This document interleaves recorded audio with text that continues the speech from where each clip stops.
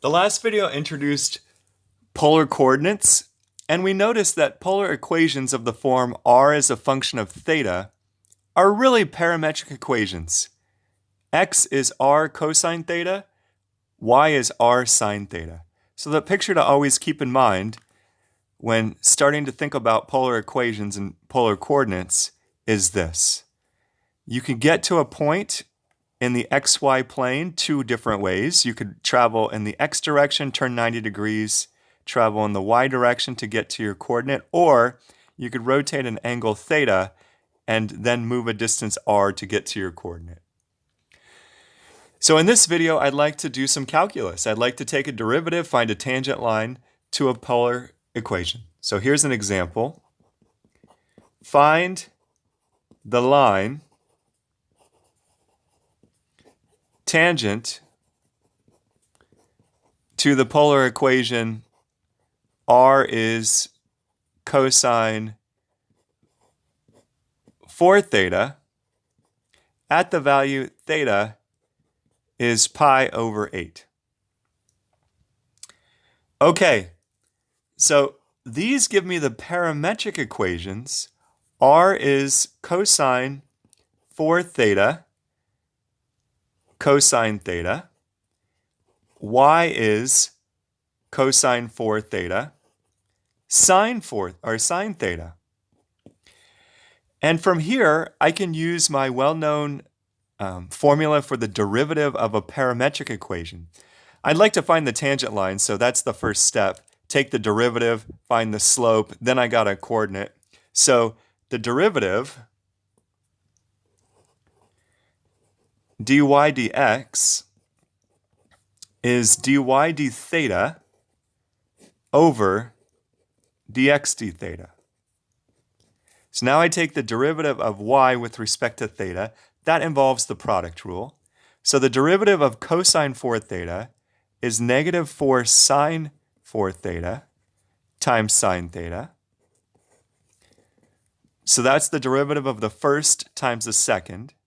Then I add the first times the derivative of the second. So cosine 4 theta times cosine theta.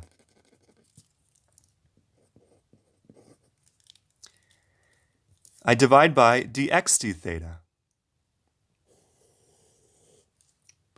So I divide by the derivative of this, which again, product rule. Derivative of cosine 4 theta is negative 4 sine 4 theta times cosine theta. And then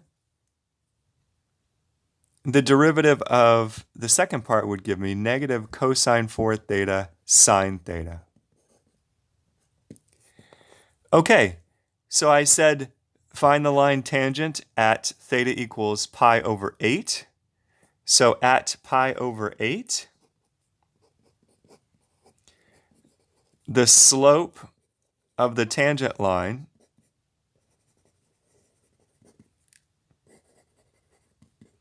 is, so I'm going to plug pi over 8 in for theta. So sine of, if I plug in pi over 8 here, I get sine of pi over 2. Sine over pi over 2 is 1. So I get negative 4 times 1 sine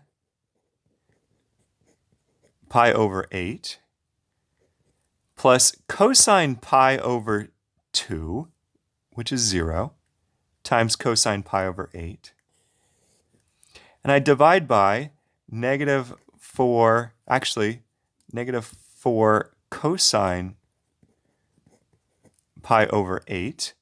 Again, sine of pi over 2 is 1. Cosine of pi over 8 is whatever it is. And then over here, cosine again of pi over 2 is 0. So I get, maybe I'll write this as tangent pi over 8. That's some angle for which I don't have tangent memorized, so I'm just going to leave the slope of the tangent line just like this, tangent pi over 8. Okay, so that's the slope. I need to write down the actual equation for the tangent line. So the tangent line is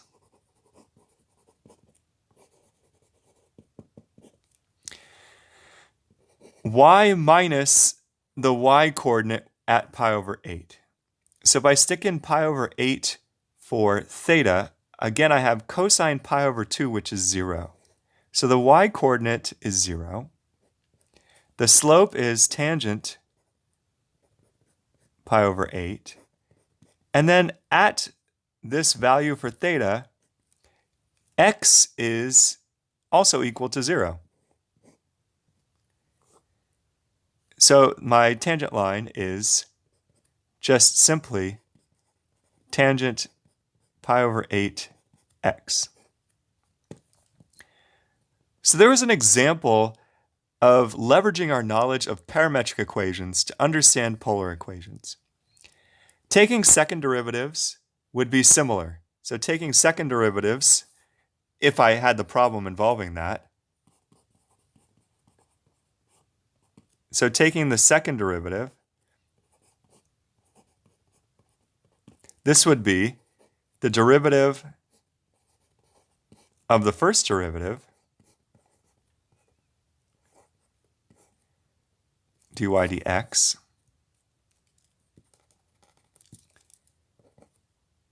over another dx d theta. I'm not going to do an example in this video of taking the second derivative because I think for this problem it would get a little bit messy. But in the next video, I will also show you how arc length can be, the formula we know for arc length for parametric equations can be used to find arc length of polar equations. All right, join me in the next video for another example.